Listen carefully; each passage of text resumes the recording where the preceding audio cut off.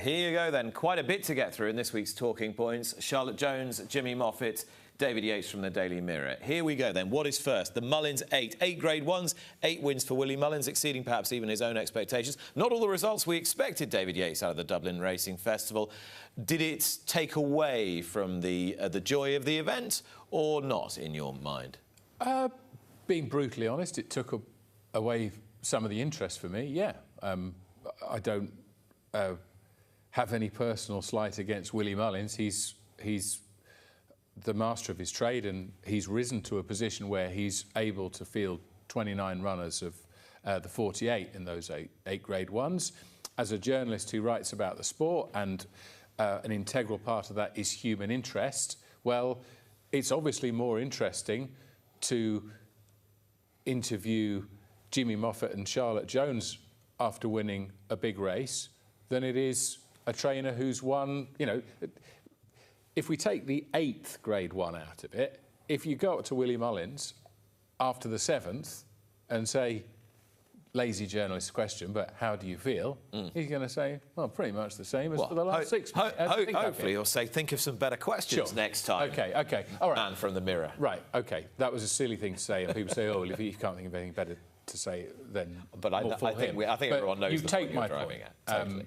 And so, yeah, I do think it renders the sport much greyer, of course. I think the other point is that you need something for people to want to bet on. Jimmy, did you watch last weekend, and did you enjoy it? Yeah, I mean, look, it's Willie's got himself in a great position. He's got all those wonderful horses, 8 Grade 1s.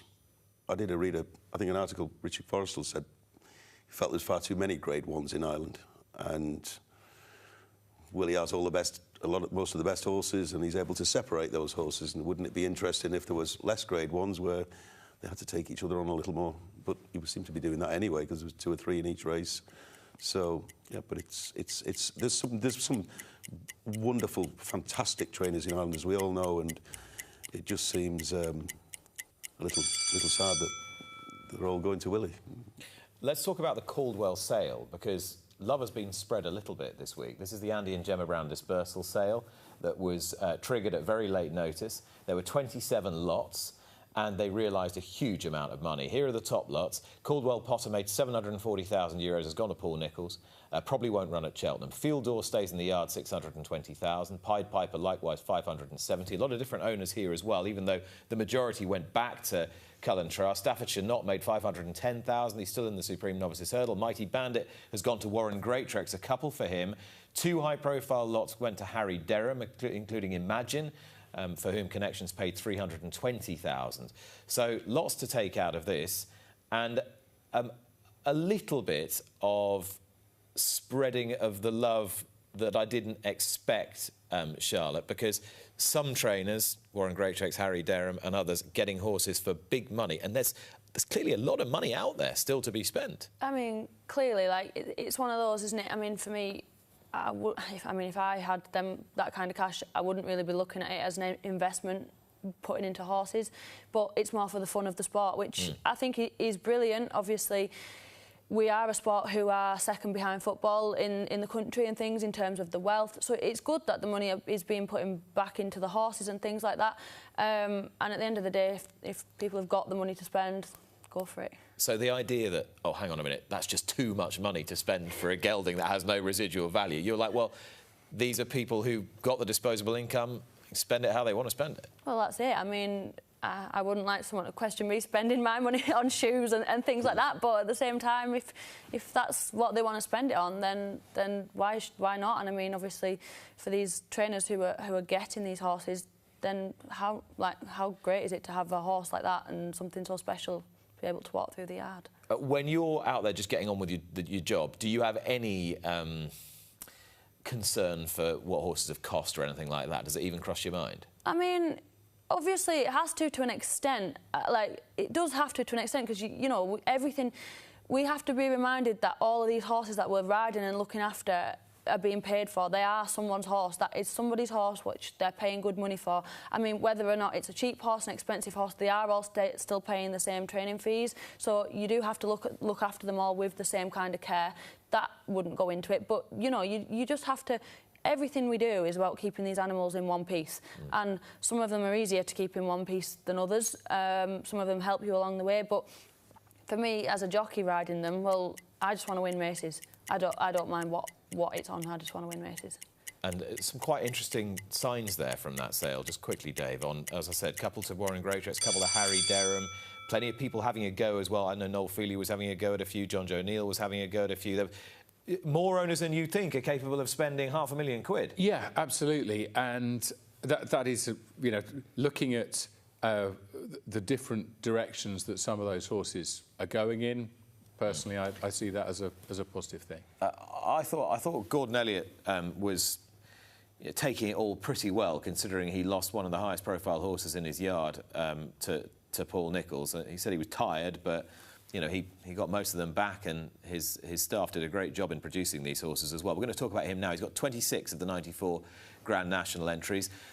Talked to him earlier in the week about the idea that, you know, there might be a cap on them in future. The BHA looked at it this year. They didn't put it in. They didn't completely take it out of the mix in future.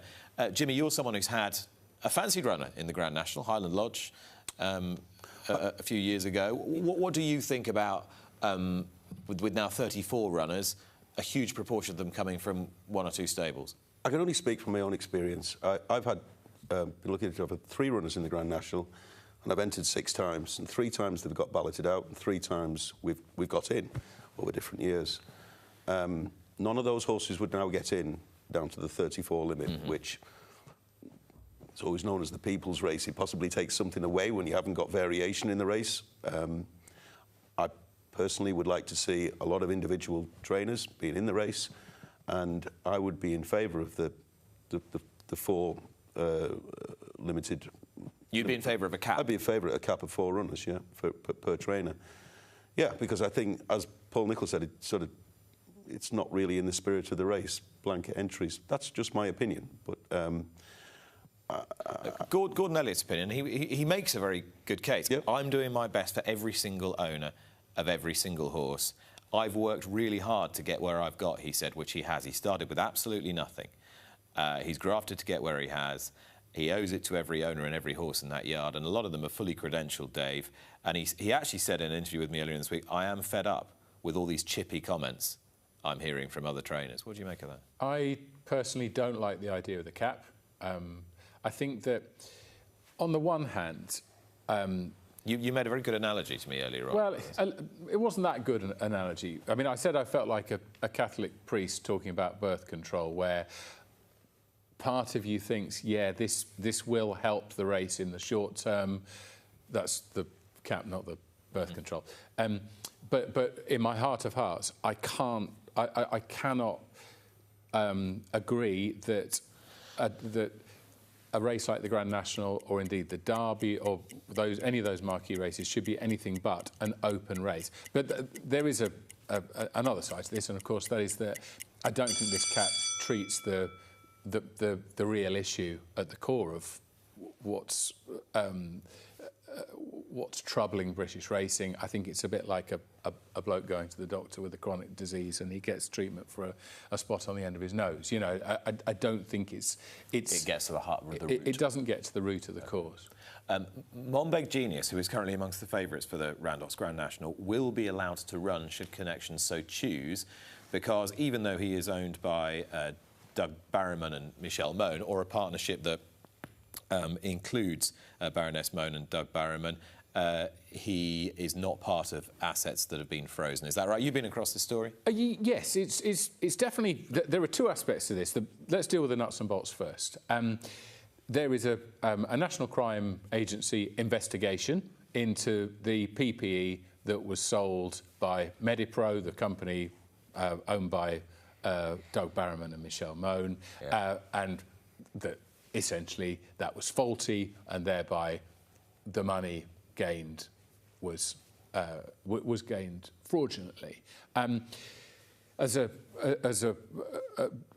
this investigation is undergoing, £75 million worth of the Mone Barrowman assets were seized, including 15 bank accounts, a 6-bedroom house in Belgravia and an estate on the Isle of Man. Now, the question was, is Monbeg Genius part of the and the answer has been no. It emerges that the answer is the important question is, if this horse goes and wins the Grand National, owned by Doug Barrowman and Michelle Mone, the papers are going to have a field day, aren't they, Jimmy? Well, then they're charged. If they're charged, it's not going to reflect on racing very well, is it?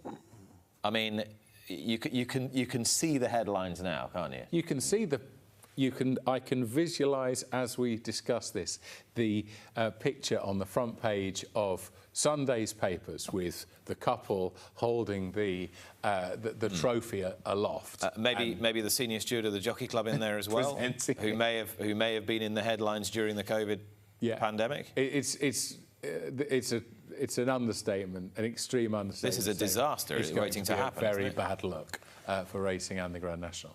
And Charlotte, you would be better keyed in to how racing appears to a broader cross section of society, perhaps, than any of the rest of us. You surely must see the impending sense of danger here. Yeah, I mean, it's one of those, isn't it? But for me, I think I would say then it's about the BHA controlling who and what has the runners. I mean, obviously, I'm a licensed jockey. If I did something wrong, my licence would be suspended. So for me, I think maybe it's in their hands to look at. Yeah, and I'm sure it's something that is causing them a sleepless night. And you know, there may well be further news on this when probably not by mid-April, maybe, but as the National Crime Agency investigation progresses, there may be further developments. Jimmy wanted to talk a little bit about Premierisation, and we're now into week 6 of Premierisation. I mean, tangibly, has anybody noticed the difference? I don't think it's been. We're not very far into it, are we yet? No. And the ground's been bad. We've lost lots of meetings. But we yabbered away about it for 2 weeks. Yeah. Completely forgot about it. Yeah. And now it's move on to another day. That's the thing. We've almost forgotten about it. I don't know whether it's, you know, the start was a soft start, I think. Yeah, soft launch, yeah. A soft start, but I think the £100,000 handicaps on the Saturday, I'm talking about jumps here, obviously, great idea. They fill up, don't they? And I think the bottom horse in the Betfair Hurdle yesterday was 115, so it gives people a chance. It gives people a chance from every end of racing to have a go. More concerning would be the 2 Grade 2s yesterday. Those fields have been stagnant for years, 4 and 5 runners, and we threw another 30 grand at it or whatever in each race, and it hasn't attracted any more runners. So whether we have less graded races and force those horses in together again, and maybe have more very valuable handicaps, which, you know, I think, my worry about the Premierisation of racing is from sort of the small northern yard, northern jumping yard. I think small jumping yards account for quite a big section of the racing trainers' population, and we've all got to get owners into the yard, and when the minimum values are set lower again, you're almost feeling like you're hacking at the bottom of the tree to put foliage on the top, in some respects. And so it's been a worry for me and a worry for my owners. And I'd be interested from your perspective, Charlotte, as well, how that trickles down to your role and the extent to which you are actually able to make a meaningful living from your job at the moment. Well, this is it. I mean, it's opportunity, isn't it? I mean, I'm really grateful, obviously, to Jimmy and the owners for the horses I have to ride. But for me, I mean, without working in the yard, well, I've got a first-class degree. I'd go and do another job. Do you know what I mean? Just being a jockey alone, there's not much. If it wasn't for riding horses and the love of and passion for what I do, obviously, like I say, I work in the yard as well, so that's great. But the opportunity needs to be out there, and I do agree with Jimmy in the sense that there probably does need to be less graded races, because when you're getting 4 and 5 runner fields, I mean, it's boring, isn't it? It's boring to watch, I think. So if if the higher races were more competitive and them Premierised handicaps, it gives more people opportunity and something to be able to go at. Like, for us to be able to have them 2 winners that we had at Aintree and 2 runners on Aintree, the whole yard was buzzing. It was brilliant to be able to be going to Aintree with a competitive chance on Boxing Day. It was great, and that's what it's all about. And obviously the people at the top, brilliant, happy days, but you need to sort of feather the people lower down as well, but without taking away anything like kind of competitive wise from the top level. You don't want to sort of dilute it. Yeah, dilute it, because at the end of the day we still want the top level to be very competitive, because that's what we do it for. I think the flat's a different animal altogether, to be honest with you. But, yeah. And how many flat horses would you? Oh, well, we actually didn't have a runner on the flat last year. Did you not have at all? No, you normally have a. I thought I peaked in about 2009 at York, I think it was, with a horse called. No, don't remind me. Mudderwin, a lovely horse. Oh dear, oh dear. I think it was a grey horse. Was it a grey horse? Was it? No. It just got up and. I can't believe you brought this up. Just done him on the line, and the guy who owned it was a lovely young man who interviewed me afterwards, and he held it together really, really well. You know, this is horrible. This is horrible. You know, this was the great Hawk Mountain who got chinned by Jimmy's Mudderwin. You managed to get hold of an Ebor winner. Yeah. You'd managed to get down the weights a stone and a half. Well, we were on the up, trying in every race. I'd only ran him 3. We were on the up, trying in every race. I ran him 3 times. I didn't get him down a stone and a half. I ran him 3 times. But yeah, it was a great day. Yeah, it was a great day, and lives long in the memory, that. Yeah, and in mine as well. I've actually got a picture of it at home. Have you? I got a picture of being chinned by you at Mudderwin. Well, we've got a picture at home as well. Yeah. Mine's in the loo. Yours is probably over the mantelpiece. Consummate professional. Newcastle. Oh, feels like a long time ago. Newcastle was the final race was scheduled to take place over 10 furlongs. There are no floodlights taking you around the full 10 furlongs of Newcastle, and it was scheduled to take place at 5:05, was it, 80? Yes, it was 5:05. Yeah, so that was scheduled for the dark. Thursday, yeah. So they had to postpone that. It was an egg-on-face moment for the DHA, wasn't it? 7 minutes after lighting up time, or whatever you want to call it. So that the 10 furlong race, the first 6 furlongs of it would have been run in low light, because obviously the final 4 furlongs of the straight at Newcastle would be covered by the floodlights. This was an egg-on-face moment for race planning. It's a mistake, of course, and we all make mistakes, you know. But this is surely something that should be ironed out. You know, we are in at the beginning of February. After all, we know that the nights are still drawing in, and obviously, that for Gold Aura, Jack Jones had the Newmarket trainer has 1 horse box. He had a runner at Lingfield and a runner at Newcastle. So the yards box drove Gold Aura past Doncaster to Newcastle. They didn't hear, I don't think, until close to 11 a.m. I think it was after 10:40, and they had to hire and fetch and then drive the box to Lingfield. Yeah. So it is it's a quirky little, cock-up story in your red top tabloids, but it is costly for yards that. But is it in the heads should roll category though? Because you get all this, don't you? I mean, isn't it? Someone's just made a mistake. I think it's reasonable to compensate, or to go to some way to compensate, whether that be the racecourse who actually are holding the fixture and didn't pick up on it, or the BHA, but it's a shame that they've gone to that much expense.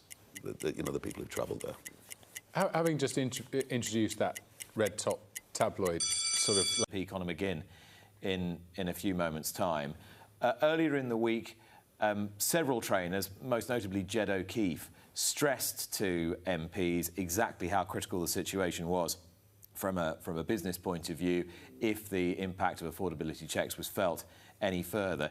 Is this something that in your day-to-day lives you are considering? Are you considering the wider political landscape of the sport? For me personally, no. I'm pretty blinkered in riding horses, riding winners, improving my riding. So yeah, obviously I understand the impact it can make. The punters are the bread and butter of our sport, and they're what keep our sport as sort of as high as it is, and the interest in it. So I totally understand, and you know, I think again going back to almost to do with the Caldwell Sale, if people have got that money, who are the government to tell people where to spend it? And in terms of sort of the £100, I mean, people will lose £100 straight away in one bet. So it's not really. I don't think that's really enough to be commenting where people are putting their money, especially if it's hard work for. And at the end of the day, everybody's adults. If you can't, it's on you, isn't it? If you're going to get into that kind of problem. So. I'm thinking of your life in horses as well. Your life as part of a rural community, a smallish rural community in a part of the UK that the government purports to want to support, trying to get the message through to them that actually here you've got really important communities, horses as part of that community's fabric, and that being threatened if these checks come through. Well, I mean, people at 1 minute they'll look at welfare in terms of the Grand National, but where are these same people who are talking about welfare if racing had to stop or obviously had to be sort of died down a little bit? Well, what's going to happen to all them racehorses? Do you know what I mean? If things like that happen, well, racing is good for what we do. It's good for the care of horses. You know, we've put a lot of care into them, so I don't think that in terms of people sort of stopping the punters and whatnot, that is a big part of the sport. And Jimmy, as an employer as well, and as an important and valuable employer, and a vital part of the community. Look, I mean, if my worry is that the directive is set by the government, they just seem to be going headlong, and they're not listening to the racing, the racing fraternity. If it comes to pass. There's an awful lot of trainers that are going to go bust, aren't there? Have you told this to your MP? Well, look, I mean, I'm liaising a little bit with David Robinson and Tim Farron, and a few emails have come and gone, but it didn't seem to be getting anywhere, quite honestly. It was interesting that David had mentioned that the National Lottery, I think that's about 3% of people have problem gambling with that, and it's about the same with horse racing, but that isn't front and centre for the government. They get about 12% tax on that, apparently. So yeah, no, it's hugely worrying for the sport, and let's hope that common sense prevails. We'll speak some more about that in a few moments' time when we're joined by the St Helens MP, Conor McGinn. But those were this week's talking points.